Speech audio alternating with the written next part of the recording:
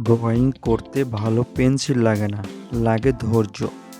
ধৈর্য না থাকলে ড্রয়িং করা যাবে না।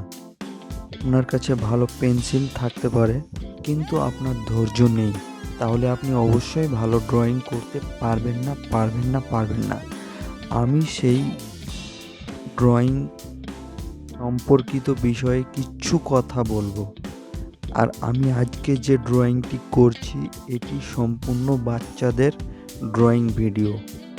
বাচ্চারা খুব বেসিক থেকে ড্রয়িং করা শিখতে পারবে।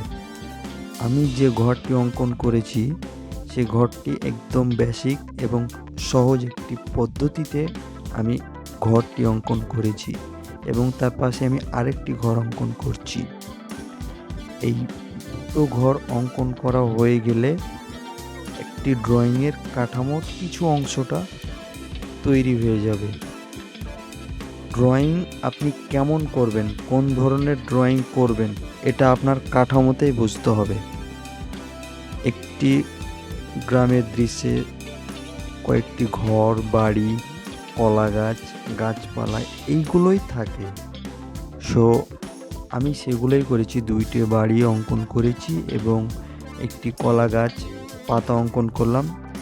এগুলো আরও সুন্দরভাবে করা যায়, তবে বাচ্চারা তো প্রথমেই সুন্দরভাবে তারা তাদের প্রতিভাটা দেখাতে পারবে না। আমি বেসিক থেকে শুরু করার জন্য এইভাবে শুরু করেছি, এবং বাড়ির পাশে একটি রাস্তা তৈরি করেছি। এখন আমি দিলাম একটা লম্বা দাগ, এবং এই দাগটি দেওয়ার মূল কারণ হলো আপনি ড্রয়িংয়ের কাঠামোটা ফিরে পাবেন। এই দাগের উপর আমি কিছু ঘাস বা গাছের দৃশ্য দিব, কারণ এটাতে আপনার ড্রয়িংয়ের আই লেভেলটা ঠিক থাকে। এবং এই পাশে আমি একটা নারিকেল গাছ অঙ্কন করলাম, এবং নারিকেল গাছ অঙ্কন করাটা খুবই সহজ এবং সহজ পদ্ধতিতে আমি দেখিয়েছি। আমার ভিডিওটি শুধু 3 মিনিটে দেখলেই হলো।